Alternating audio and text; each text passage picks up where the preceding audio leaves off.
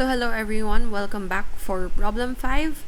And in problem 5, we're given 3 demultiplexers and an AND gate and an OR gate. Now, we want to just write the output of the AND gate in terms of A, B, C, D to F. And then for the OR gate, we also want to do the same thing. And the question for number 2 is if AND and OR can be enabled at the same time. So let's find out. So here we have again 3 different demultiplexers. So let's write D1, D2, D3. And then we have an AND gate and an OR gate. So now we want to find first the expression for some AND output. So some AND. And what we can observe is we have D0, D2, and D4. And those are inputs. And these are outputs. And these are inputs. There. And let's highlight these. So D0, D2, and D4. So let's see the behavior. Now we notice that we can select D0 we can enable D0 if our B is 0 and if our A is 1. Now, the reason why we want A to be 1 is because if D0 is 1 and D2 is 1 and D4 is 1, then some AND, the output would be enabled or 1. So let's do the same for all. So D2, we know that the input is 1, or the input should be 1. So C should be 1, and then E should also be 1. So now that leaves us with what to do with D and F. And we know that this is the selector, or we want rather D2 to be out. So we have D is equal to 0, and then F is also equal to 0, because that's the same output that we want to select. So now we have A is 1 and B is 0, or rather, if B is 0, A is 1.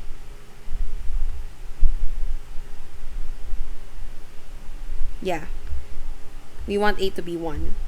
And then for D2, or the next one, if D is 0, then C should be 1.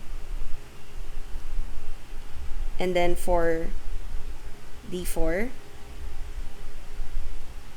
F should be 0, and then E should be 1. Now, we know that the output of all of this is going to be an AND gate. So we can say A, B prime, AND, which is just multiply, or rather, A and B should be 0 and 1. So this is 1, this is 0. And then D and C. So C should be 1, and then D should be 0, so we prime it. And then that's the same for E and F. E and F. And that's the equation, or the expression for some AND.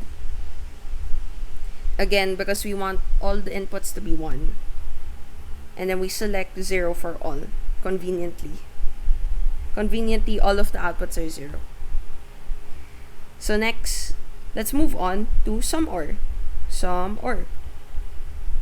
And for this, we can actually have any combination, just because, or as long as one is enabled, the rest are enabled.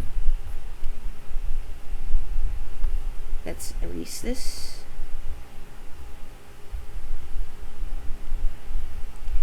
And now, as we could observe, the inputs of the OR gate are D1, D3, and D5, which we will discuss in a while. Ayun. So, okay. We want any combination of ORs, but we want it as like a simplified version. So, let's see. As long as any of these, right? So it can be either D1 or D3 or D5 that is enabled. That would make, the OR gate enabled as well, or some OR. So let's remove this.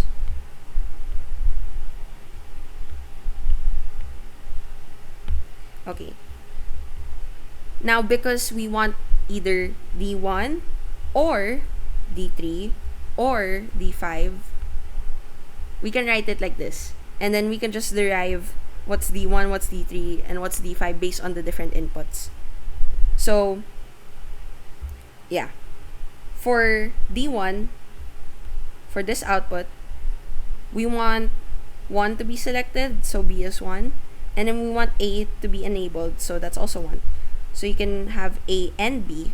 And then the next one's OR for this one. So we want D3 to be the selected out, so we have 1. D is equal to 1. And then C has to be 1 as well, because that's the output. So it can be C and D. So C and D have to be 1.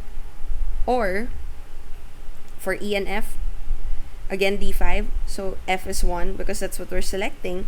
And then E is the output. So it's either it's E and F that have to be 1. So now we have OR different ANDs. So we have A and B should be 1, or C and D should be 1, or E and F should be 1, because we can have like either combination of this, or maybe maybe this, or maybe this. So any combination, actually. Any combination as long as it's enabled. And that is the expression for some OR. If I can erase this, yeah, this is the expression. And going back to the slides, let's see. So here's a demo of it working in this next slide. So yeah, this is also uploaded somewhere. You guys can play it back, yeah, to observe the different outputs. So here we have what we discussed earlier. And for this one, some AND and some OR cannot be enabled at the same time because we have different inputs. And for this case specifically as well, if for example we have 1 selected here, that's already there's no output already for this. And this would, as long as one of these are 0, this would never be enabled. And same goes for OR, where as you could see, if both A and B are 1, D0 will never be 1, and as well for D2 and D4. So yeah, again, this combines your knowledge of logic gates and Demux. And next we'll talk about problem 6.